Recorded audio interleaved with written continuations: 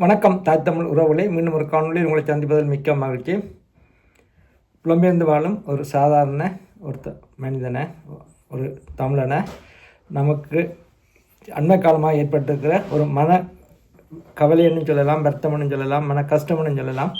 அண்மை காலமாக வருகிற செய்திகளை பார்க்கும்பொழுது எங்களோட யுத்த காலத்தில் நாங்கள் பெரிதும் மதிக்க ஒரு ஊடகம், அதில் இந்த உதவியாளர்கள் எல்லாம் அப்போக்கில் நான் கூடுதலான ஒரு சிலர் உதவியாளருடைய நிகழ்ச்சியில் நேரம் கிடைக்கும் போதெல்லாம் பார்க்குறது உண்டு. இப்போ அண்மை காலமாக வெறுக்கிற மாதிரி அவையோட பதிவுகள் வர்றதால பார்க்குறது குறைவு. உங்களுக்கும் தெரிஞ்சிருக்கும், முக்கியமான 2 பேர் இப்போ சில நிகழ்ச்சிகள் தொகுத்து வழங்கணும் அந்த ஊடக சந்திப்புகள் பேட்டியாளரெல்லாம். இப்போ அதில் இப்போ உலகத்தமிழரால் நேசிக்கப்படுற அண்ணன் சீமானவர்கள் எங்களோட தலைவரின் மறைவுக்கு பிறகு உலகத்தமிழர்களால் ஒரு நம்பிக்கை நட்சத்திரமாக எல்லாராலும் அதிகமான தமிழர்களால் ஏற்றுக்கொள்ளப்பட்ட ஒரு தலைவராக இருக்கிறார். எங்களுக்கு ஒரு வழிகாட்டியாக இருக்கிறார். அதனால நம்ம இனத்தின் பிரச்சனைகளை முன்னுக்கு கொண்டு வரார், கதைக்கிறார், பேசுகிறார். அதுக்காக தன்னுடைய கட்சியை தொடங்கி அரசியல் போராட்டங்கள்லாம் செய்கிறார். அதை வரவேற்கத்தக்கது. அவரை பின்தொடர்கிறது இல்லை நானும் ஒருத்தன். அண்மை காலமாக எங்களோட ஊடகவாளர்கள் இதில் நம்பிக்கை இருந்தது ஒரு காலத்தில். இப்போ அவைகள் தமிழ் தேசியத்துக்கு எதிராக அண்ணன் சீமானில் உங்களுக்கு வெறுப்பா என்ன காரணம்?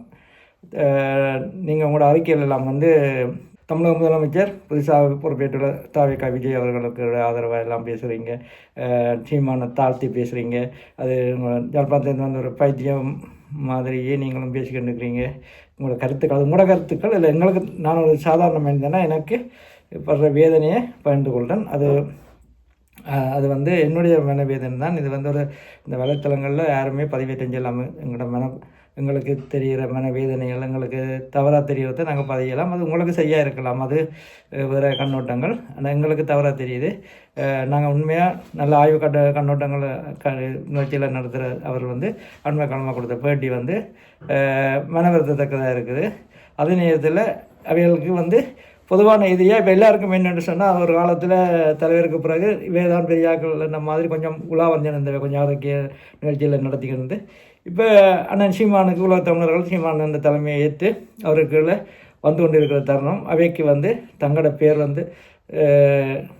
பின்னுக்கு தள்ளப்படுதுன்ற மாதிரி இன்றைக்கி நம்மளுக்கு தங்களோட முக்கியத்துவம் தேவைன்னு சொன்னால், நீங்கள் இப்போ யோசிச்சு பாருங்க, தாவேக்காக ஆதரவாக நீங்கள் குரல் கொடுக்குறீங்க.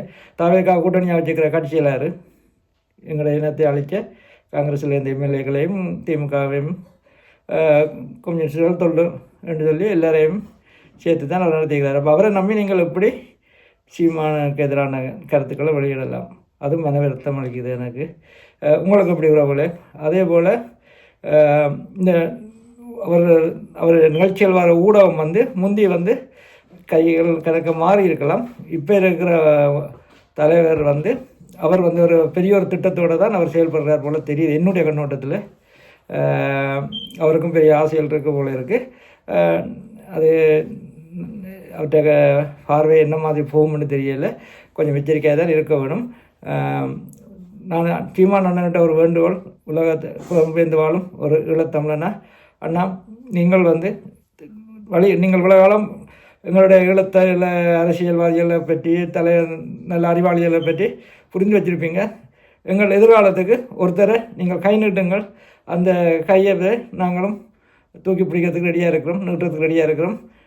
நீங்கள் உங்களோட யாருன்றதை தெரியப்படுத்துங்க. ஏன்னா புல்லுரிகள் மாதிரி கன பேர் முளைச்செண்டு பேர் இருக்கணும். அதில் எல்லாம் மட்டும் கொஞ்சம் அடக்கி வாசிக்க வைக்கணும். இல்லைன்னு சொன்னால் இப்படியே வளர விட்டால் இப்போ அந்த பாராளுமன்ற உறுப்பினர் மாதிரியே பெரிய வீண் செய்திகளை பரப்பி மக்களை குழப்ப முடிய செய்யும் என்று நான் நினைக்கிறேன். இந்த காணொளி என்னுடைய என்ன மனசில் பட்ட வேதனையை தெரியப்படுத்தின உறவுகளே, என்னை போல் உங்களுக்கும் இப்படி ஒரு வேதனை இருந்தால் நீங்கள் லைக் பண்ணுங்கள். இல்லை இது லைக்குக்காண்டியோ அல்லது வியூவர்ஸுக்காண்டியோ நான் போடையில் உங்களுக்கு விரும்பினா ஒரு லைக் போட்டால் நீங்களும் என்னுடைய கருத்தோட ஒத்து போகிறீங்கன்றதை நான் உணரக்கூடியதாக இருக்கும். நன்றி உறவுகளை இன்னும் ஒரு காணொலியில் உங்களை சந்திப்பதில் மிக்க மகிழ்ச்சி. நன்றி, வணக்கம்.